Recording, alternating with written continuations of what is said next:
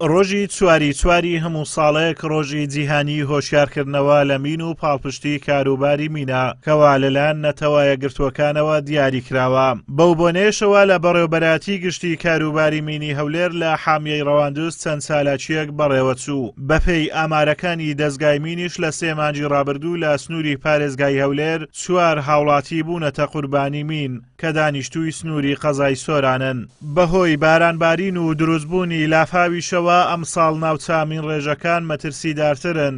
مەترسی ئەوە هەیە مینەکان لە شوێنی خۆیان نەمابن و هاتبنە خوارەوە. بۆیە دەستگای مین هۆشداری بە هاوڵاتیان دەدات بۆ جیاکۆکردنەوە و گەشت و سەیران ڕوو لەو ناوچانە نەکەن. هەتا ئێستا کە ئەوڕۆ بابلین سەرەتای مانگی چارە 4 کەس لە سنووری پارێزگای هەولێری سنووری زۆرافی پارێزگای هەولێر بە بەرمین کەتینە یەکەچیان جانی لەدەستداوە و دانێشتیان سیانی تریشان بریندار بوون.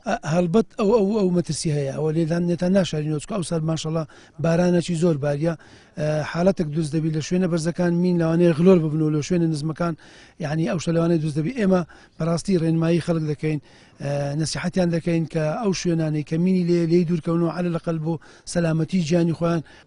عومەر ئەحمەد یەکێکە لە کارمەندانی دەستگای مین و لە باڵەکایەتی لە گوندی ئێنێ لە کاتی هەڵگرتنەوەی مینی پیاداتەقیوەتەوە و قاچێکی لەدەستداوە. ئەو باس لە مەترسی کارەکەیان دەکەن و باس لەو ڕۆژە دەکات کە بەرمین کەوتووە و دەڵێت ناخۆشترین ڕۆژم بووە و حەز ناکەم بەبیریشم بێتەوە.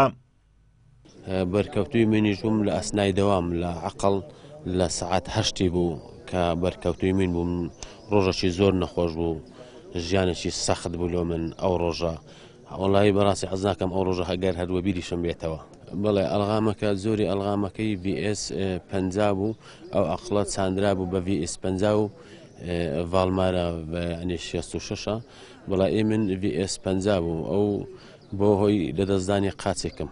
کارمەندانی دەستگای گشتی کاروباری مین ئەگەرچی خزمەتێکی زۆریشیان هەبێت هیچ ئیمتیازاتێک لە حکوومەت نایانگرێتەوە و نابنە کارمەندی هەمیشەیی. فاخیر مستەفا کارمەندێکی تری دەستگای مینە و 19 ساڵ خزمەتی هەیە لە بواری هەڵگرتنەوەی مین. خۆی دەڵێت زیاتر لە 6,000 مینی هەڵگرتوتەوە و بەرکەوتەی مینیشە. داوا لە پەرلەمانی کوردستان دەکات ئەوانیان لەبیر بێت و ئاوڕێک لە کارمەندانی دەستگای مین بدەنەوە و یاسایەک دەربکەن بۆ ئەوەی ببنە کارمەندی هەمیشەیی.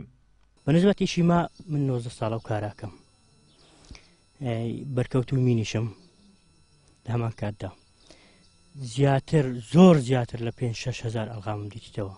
یەک تەکلیفم لە برا پەرلەمانتارەکانە بابێن یەک ناڵم ڕۆژی کامل 1 ساعتی ئەو دڵڕڤایزاران دەوە بکەن ئەوجا سەختی ژیانی ئێمەیان بۆ بەدەردەکەوی تکام وایە لە